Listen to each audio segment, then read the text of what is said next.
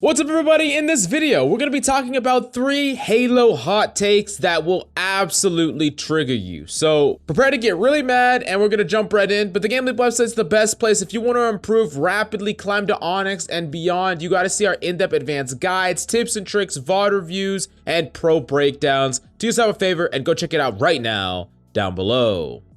Now, each and every one of these hot takes are probably gonna piss off a lot of you, and you know what? I understand and accept that. And for my first hot take, controller versus PC is overtuned far towards controller, and that will make Halo far worse for it. And here's the thing, we talked about this before, and we broke down why, if you want to take Halo competitively, if you want to take it seriously, or you want to play potentially on a pro team, or climb the path to pro, you need to be playing on controller. A slightly above average controller player has just as good accuracy as some of the best players on mouse and keyboard. And I'm gonna be the first to say that I'm definitely biased, right? I've really grinded mouse and keyboard and I love playing on my mouse and keyboard, but I did buy a controller and I grinded on that as well, and I had some fun with it. But at the end of the day, it's not about me or even you, it's about the amount of players that can grind Halo. Halo was supposed to be that Halo that could bridge the gap and allow a huge amount of PC players to play it. And here's the thing, they aren't. In fact, Steam has been losing tons and tons of players like crazy. I have a lot of friends who are very competitive in games like Valorant.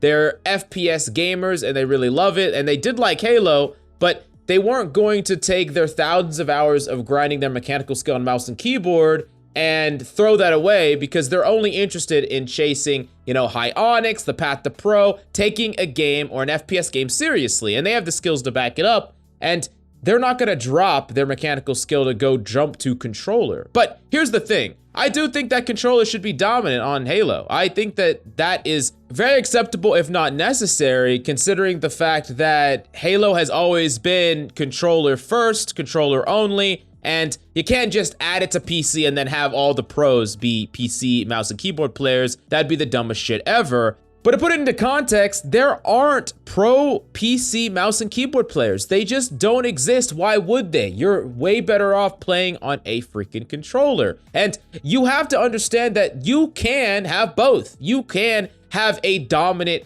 pro landscape. So look at a game like Apex that definitely favors mouse and keyboard, but there are a lot of pros that use controller as well. It's probably like 70-30 or something like that. I would love to see that in reverse for Halo, where 70% of the population at the very highest ranks are in pro play or on controller, and maybe 30% are on mouse and keyboard, but in the current state, that will not work. And I think that the only two things that would really help that is a headshot multiplier or an increase in bullet magnetism. They had bullet magnetism on mouse and keyboard before, just like controller. They had that in the beta, and then they took it away for the most part. And yeah, sometimes you will actually hit shots differently on controller versus mouse and keyboard, but that's not really the point of this. All I'm saying is, in my, you know, hot take triggering opinion, Halo will suffer as an esport because they are not being at all inclusive to the competitive mouse and keyboard crowd. And you could do both,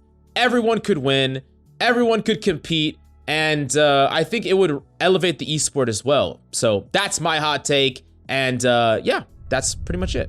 Now the next big hot take that will probably trigger you, and it's the concept that cheating is less common than you think. In fact, you probably haven't run into any cheaters. And this might not be true if you are incredibly high rank, you're in high Onyx, or you were in high Onyx before the reset, and maybe you ran into a cheater every once in a while. But when you think about a cheater, the first thing that you need to understand is that in this game, if you have aimbot, like true aimbot, you're gonna climb incredibly high. You're gonna dominate games, you can climb incredibly high, and you'll probably end up in high Onyx, and only very high level players will even see you. That's the first thing.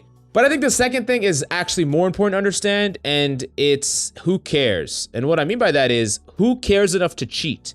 Who cares enough to cheat in Halo Infinite? And that's kind of just a reflection of the state of the game. If the game was popping off and everyone was playing it, and, you know, there was a big incentive to grind very high, or, you know, have a very high rank, you could flex it, you could utilize it to get on team, this and that and the other, sure.